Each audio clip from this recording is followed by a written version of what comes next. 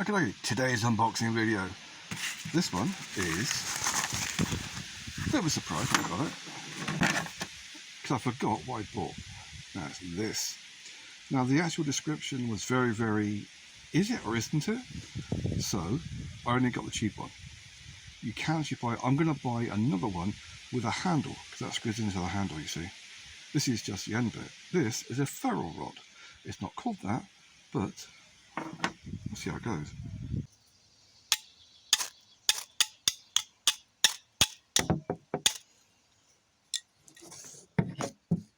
Yep.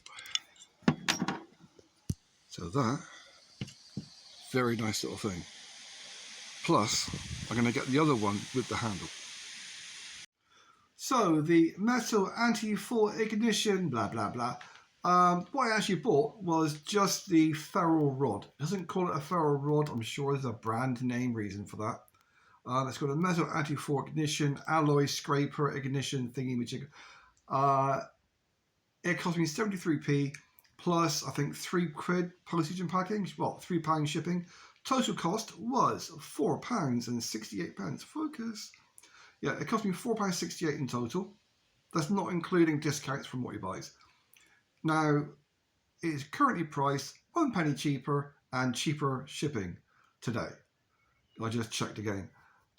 This is how it looks when you get. I just got that bit, okay? Because I wasn't sure what it was because it didn't actually say ferro rod.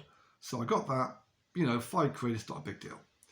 This is how the full thing looks when you spend the extra 70p.